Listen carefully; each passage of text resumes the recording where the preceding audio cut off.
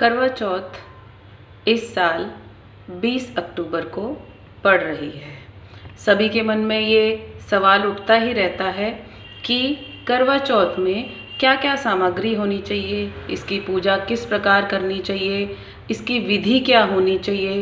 इन्हीं सब बातों के लिए ये वीडियो मैंने बनाया है, जिससे आपकी सभी जिज्ञासाएं शांत हो जाएंगी।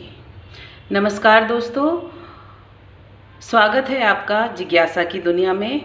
आज ये वीडियो स्पेशली उन सुहागनों के लिए जो करवा चौथ का व्रत रखती हैं और जानना चाहती हैं कि पूजा की विधि में क्या क्या सामग्री होनी चाहिए और सही विधि किस तरह से है।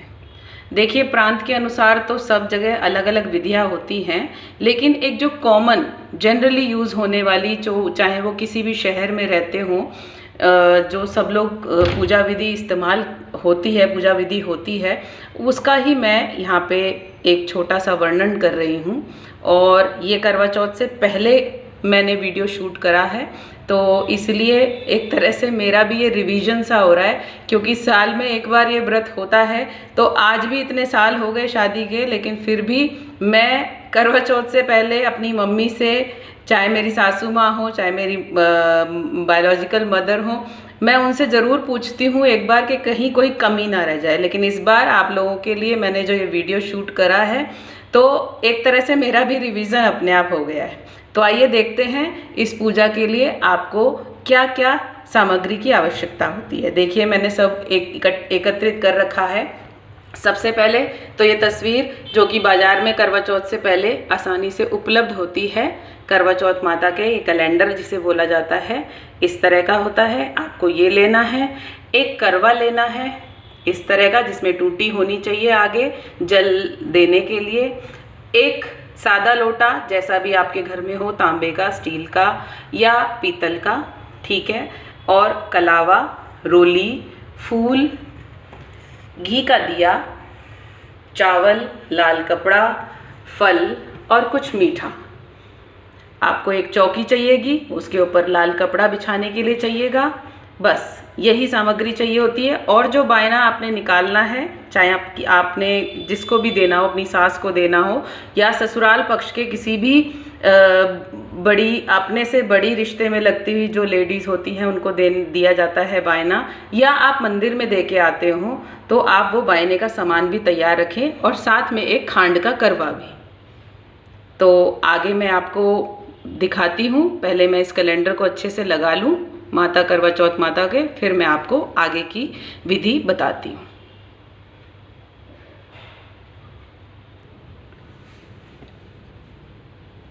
तो देखिए, मैंने इस तरह से कैलेंडर लगा लिया है माता का, माता की चुनरी भी लगा दी है। अब इसके आगे सबसे पहले हम लोग चावल लेंगे। चावल की थोड़े से दाने, कुछ दाने हम माता के राइट साइड पे, देखिए ज़रा ध्यान से, इस तरफ मैं दिखाती हूँ। माता के राइट साइड पे आप चावल की एक छोटी सी ढेरी लगाएं और उसके ऊपर ये करवा जो है, इसकी जो टूटी होती है, ये माता की तरफ मुख करके इसको इस तरह से यहाँ पे चावल की ढेरी पे रख देंगे। और फिर इसमें मोली बांध देंगे। मोली बांध दीजिए अच्छे से, इस तरह से। और दूसरी तरफ जो लोग अकेले पूजा करते हैं, घर में पूजा करते हैं, मंदिर में नहीं जाते, संग साथ नहीं मिलता, वो लोग दूसरी तरफ भी एक छोटी सी ढेरी चावल की लगाएं और उसके ऊपर एक दूसरा लोटा इस तरह से पानी का भर के रख दें। याद रहे, करवे के ऊपर सरैयाँ ज़रूर होनी चाहिए, जो कटोरी कहते हैं, जो ढक्कन कहते हैं, इस तरह से। और इसे भी इस तरह से रखें। अब मैं बताती हूँ ये दूसरा लोटा किस लिए होता है। ये दूसरा लोटा होता है कि जब आप कहानी कह देते हैं, उसके बाद में इनको आपस में एक दूसरे के साथ में ये कहते हुए कि ले सुहागन ले करवा, दे सुहागन दे करवा, इस तरह से आपस में पलटते हैं। लेकिन हम लोग अगर मंदिर में जाते हैं, तो मंदिर में हम लोग आपस में जो और बाकी बहनें जो सुन रही होती हैं, कहानी सुन रही होती हैं, उनसे आपस में बदल लेते हैं। ठीक है। और अब माता के ऊपर हम वस्त्र स्वरूप ये मूली चढ़ा देंगे और उनको हम तिलक भी कर देंगे। ये माता का जो कैलेंडर होता है, इसमें देखिए सबसे पहले गणेश जी को जो यहाँ होते हैं, इनका पूजन करना चाहिए हमें, तिलक लगा के, चावल दे के, इस तरह से। उसके बाद में सभी जितनी भी हैं, देखिए चांद है, सूरज है, और ये करवा चौथ माता है, इनको, और ये जो 7 सुहागन हैं और ये इनके पति हैं, इन सबको, जो तुलसी का पौधा है, केले का वृक्ष है, सबको जो भी हैं, गणेश जी हैं, सब जितने भी हैं, सबको हमें तिलक करना होता है इस तरह से। और उसके बाद में चावल इस तरह से। उसके बाद में माता को पुष्प अर्पण करना है। आप इस तरह से नीचे रख दें। जितना सुंदर, जितना अच्छे से पूजा करेंगे, उतना ही करवा चौथ माता आप पर प्रसन्न होंगी, आपकी पूजा स्वीकार करेंगी। पति की दीर्घायु के लिए हम लोग ये व्रत रखते हैं, तो आपको मनचाहा फल मिलेगा। उसके बाद में माता को हम लोग फल, आपकी जैसी श्रद्धा हो, जो भी हो, जितने तरह जो भी फल हो, आप वो फल अर्पण कीजिए माता को। और जो ये जो करवा होता है हमारा, जो मेन करवा होता है, इस पे भी हम लोग तिलक कर देंगे इस तरह से। 7 टिकली लगाएं, मतलब 7 टीके। और अगर करवे पे सतिया बना हुआ है तो कोई बात नहीं, आपको सतिया इस तरह से करवे पे सतिया भी बनाना है। जो इधर आपने दूसरा लोटा रखा है उसके ऊपर भी बनाएं, इस तरह से सतिया बनाएं अच्छे से।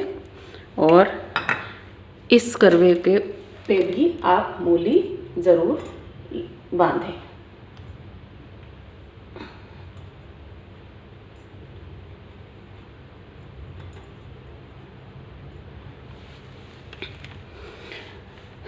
इसके बाद हम लोग घी का जो दीपक है वो इस तरह से माता के आगे हम लोग रख देंगे।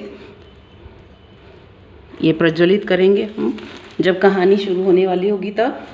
और इसके साथ ही हमें सामान जो अभी रह गया है वो ये कि आप जो बायना मनसेंगे, आप जो बायना मनसें यानी अपनी सास के लिए, वो आपको भी अपने साथ रखना है, चाहे वो पैसे हो, सुहाग का सामान हो। मैं खोल के नहीं दिखा रही हूँ क्योंकि इसे दिखाया नहीं जाता, छुपाव में ही रखा जाता है, इसलिए आप उसके ऊपर पैसे ज़रूर रखें, कुछ भी इस तरह से यहाँ पे रखें। और ये है खांड का करवा, चीनी का करवा जिसे बोलते हैं। आप इसको किसी भी मेवे से भर सकते हैं, कुछ लोग खील से भरते हैं, लेकिन मैं बादाम से भरती हूँ और उसके बाद में इसको कलावे से लपेट देती हूँ। और ये जब भी, क्योंकि मेरी सास मेरे साथ यहाँ पर नहीं होती हैं, तो मैं जब भी उनके पास जाती हूँ तो मैं उनका ये बायना और ये खांड का करवा लेके जाती हूँ मनसने के बाद में। अब मीठा भोग लगाने के लिए तो मैं जिस तरह से करती हूँ, मैं इस करवे के ऊपर खीर की कटोरी भर के रखती हूँ। मैं इसी से ही भोग लगाती हूँ चौथ माता को, गणेश जी को। और उसके बाद में जब बायना मनसती हूँ मैं तो खीर रख के ही मनसती हूँ, बाकी थाली भी रखती हूँ जिस हिसाब से।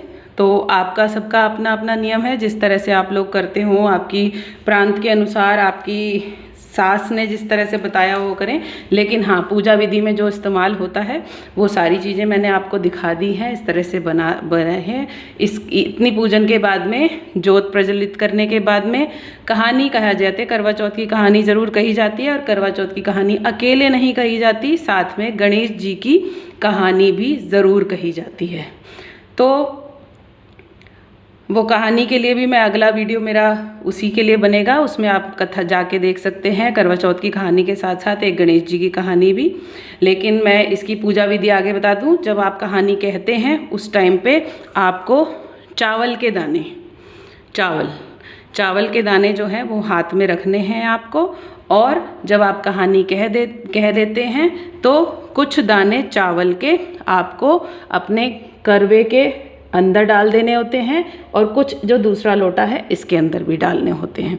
बाकी जो बचे हुए चावल होते हैं वो आपने जो चुनरी ओढ़ी हुई है, चाहे लाल चुनरी ओढ़ी हुई है, अपनी शादी की चुनरी ओढ़ी हुई है, उस चुनरी के पल्ले में बांध लेते हैं। रात को जब इस करवे से आप चंद्र को अर्घ देते हैं तो उस समय वो चावल आपको पानी के साथ में अर्पण करने होते हैं। और जो ये लोटा है, ये अगर आप संध्या से पहले मतलब लगभग दोपहर तक 2-3 बजे तक, मैक्सिमम 4 बजे तक अगर आप कहानी कह लेते हैं तो आप ये जो लोटा दूसरा रखा है इसको आप सूरज को जल दे दें। सुबह कहते हैं तो सुबह भी, लेकिन अगर आप थोड़ा अंधेरे, जैसे कि अब सर्दी शुरू हो गई है और अंधेरा होने को जल्दी हो जाता है, तो अगर आप 3:30-4 बजे के बाद कहानी अपनी कहनी शुरू करते हैं तो आप इस लोटे को रख लें, आप अगले दिन सूरज को जल दे दें या किसी गमले में डाल दें। तो आई होप आपको आपकी सारी जो क्वेरी होगी करवा चौथ विधि को लेके वो पूरी हो गई होगी।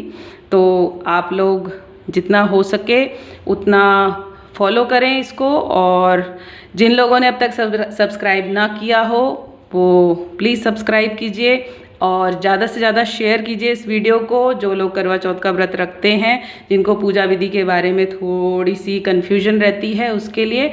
और इसी वीडियो के डिस्क्रिप्शन में मैं करवा चौथ कथा का लिंक भी शेयर कर दूंगी, तो आपको जब आप कहानी अपनी पूजा पूरी कर लें उसके बाद कहानी कहनी हो, जब आपको सुननी हो तो आप वो वीडियो चला के आप वो कथा सुन सकते हैं। बाकी मेरी तरफ से आप सभी को करवा चौथ की बहुत बहुत शुभकामनाएं। आप सभी सुहागनों के सुहाग बने रहें, आपके पति की आयु लंबी हो, दीर्घायु हो और आप दोनों पति पत्नी का साथ हमेशा के लिए बना रहे। बहुत बहुत धन्यवाद।